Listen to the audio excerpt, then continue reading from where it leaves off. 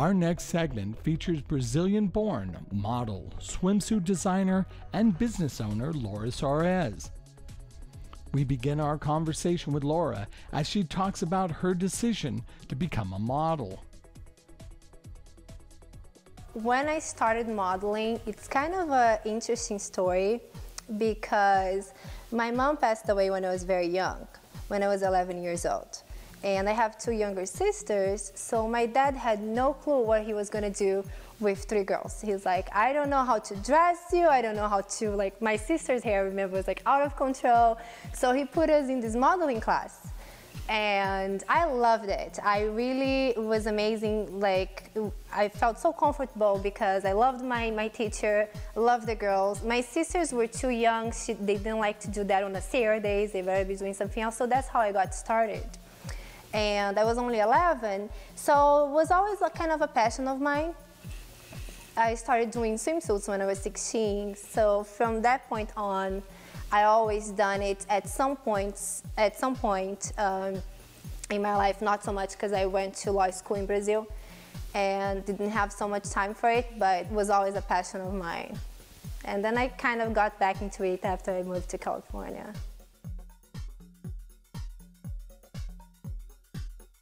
After coming to America, Laura reflects on how she began to take her modeling career to the next level. A lot of people just approached me. They thought I would really represent the image that they thought what Brazil was. So they always would sing those songs, The Girl from Ipanema, and Tall and Tan, and all that stuff. And so it just started happening naturally. Start booking a lot of things on the Spanish market because of my look, obviously, and some other ethnic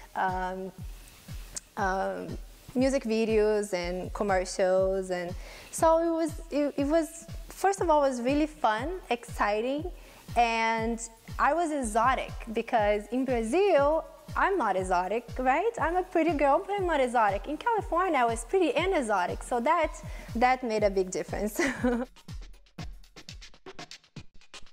Modeling was never Laura's only passion.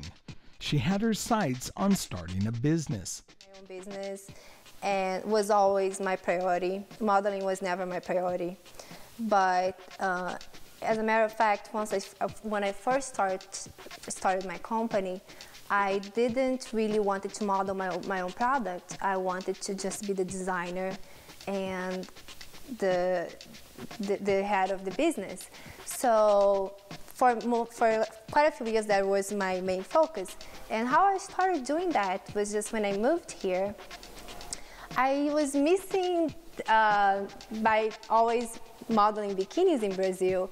And when I got to the beach here, I was like, wow, they don't have that wow bikini on the beach, you know. I would see bikinis that were very cute, but wasn't that makes people turn heads and, you know, that fun. Even the colors, like, it was just so different. And that kind of stuck with me. Or they were too skimpy, like very skimpy, which is not very classy. So I always wanted to do something that was sexy and fun, yet classy, something that we would be comfortable wearing on the beach. And when I saw the opportunity, I really felt like I had the know-how to make that happen. With her modeling suit line in boutiques and publicity from her modeling, Laura's line is starting to progress. It's getting better and better. I am in 12 boutiques in between California, Miami, and Hawaii, all the beach areas. So that's very exciting. The business is growing slowly, but I'm very comfortable with the pace that's growing and where I am right now. And now I really feel like the traffic to my site, the exposure of the suits, how many people are calling me and saying we want this versus me having to go to the boutiques and try to get that sale. So that's a big change. And one of the reasons too, it's because I started also modeling my suits, which before I didn't want to do.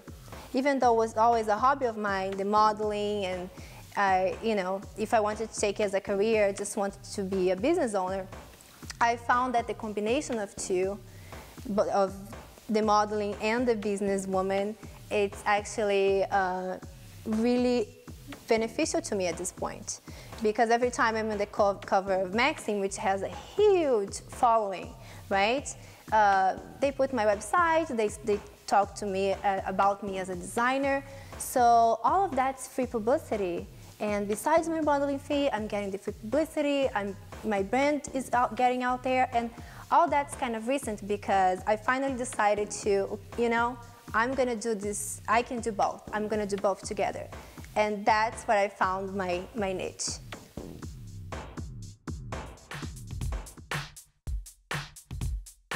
Model, designer, and businesswoman, Laura talks about her newest venture. Always exploring new markets, new ideas, and something that actually really caught my attention recently is the whole hosting thing with all the reality shows. And so I actually did take a hosting workshop with anchor from Fox, and she actually has a lot of experience with hosting, different types of hosting. So it was an amazing workshop. And I see myself maybe hosting a bikini destination kind of show, something that there is to do with fashion and, you know, beaches, and I just love the whole concept. And I actually recently also hosted the Los Angeles Brazilian Movie Festival. It was an amazing experience. Got to interview all the directors, and of course I love film and productions and always up to date with that. So it was a very interesting and fun experience as well.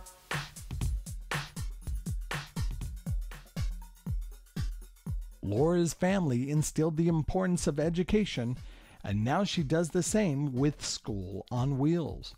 My dad, after my mom passed away, he actually worked 2 days a week in the favelas in Brazil, doing community service, giving medication for free, and that was always a big part of his life. And he passed away a year ago. So he passed away really young too.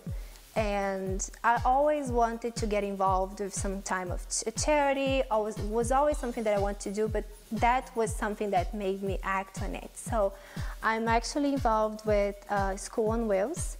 I really believe in education. I think you can give kids food, you can give them this, you can give them that, but that's just a quick fix. I really believe that education, it's the tools for them to provide for themselves eventually. So me and my fiancé, we actually have 2 little girls who we spend just an hour and a half a week, but we kind of help them with their homework. We talk with them about things that they might not want to talk with their parents, or, you know, whatever it is that they need. And I think that support once a week, it really helps them to get ahead in school, to stay motivated, and to just be that role model. I think that really makes a difference at that age.